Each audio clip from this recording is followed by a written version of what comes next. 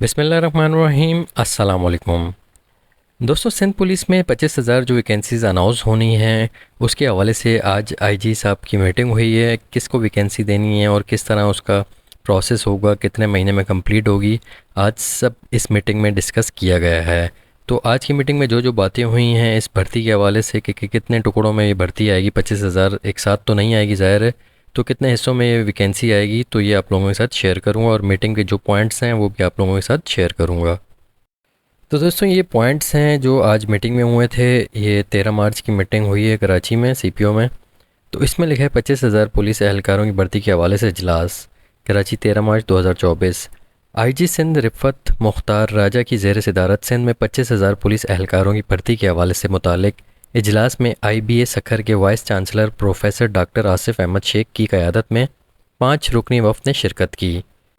तो 25,000 पुलिस एहलकारों की भर्ती के हवाले से जो इजलास हुआ, इसमें IBA सखर के वाइस चांसलर जो हैं डॉक्टर आसिफ अहमद शेख की क़यादत में 5 रुकनी जो वफ़द ने शिरकत की है।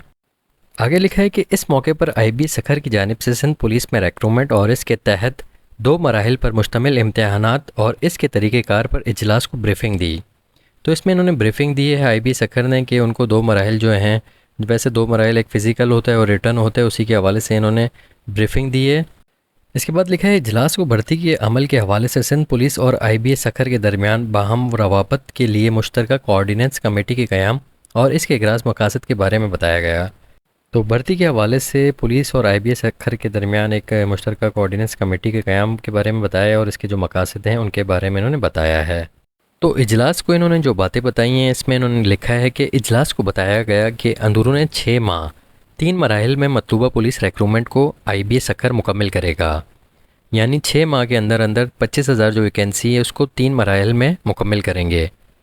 जो पहला मरहला है, टेस्ट के पहले मरहले में 12,500 एहलकारों की भर्ती के अमल का आगाज़ किया जाएगा। यानी जो पहला मरहला होगा उसमें 12,500 वैकेंसी आएंगी जिनको भर्ती किया जाएगा, 12,500 लोगों को भर्ती किया जाएगा।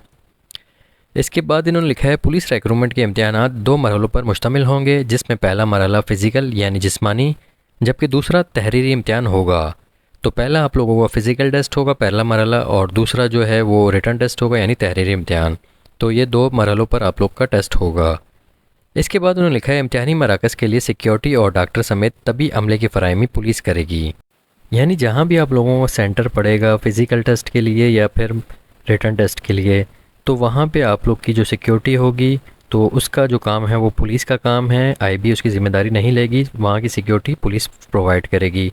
इसके अलावा वहाँ पे जो तभी मेडिकल की जो टीम्स होती हैं, अल्लाह न करे कोई इमरजेंसी हो जाए, कोई गिर जाता है रनिंग के दौरान, कोई अक्सर कैंडिडेट्स जो होते हैं वो गिर जाते हैं, तो उसके लिए जो मेडिकल टीम जो होगी वो भी पुलिस प्रोवाइड करेगी, IBA की ज़िम्मेदारी नहीं होगी।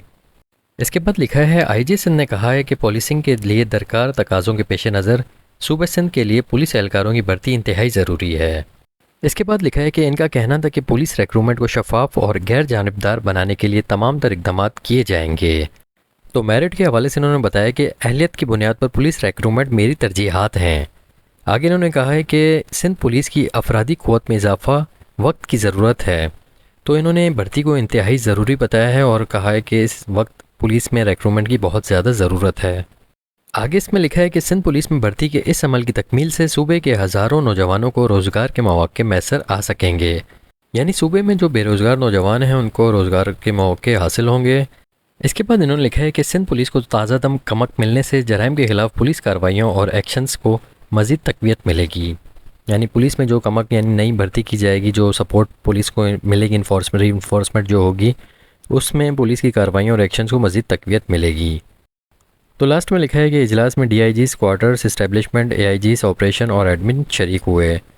तो ये थी आज की मीटिंग की डिटेल। इसमें जो भी बातें हुई वो आप लोगों से शेयर की हैं।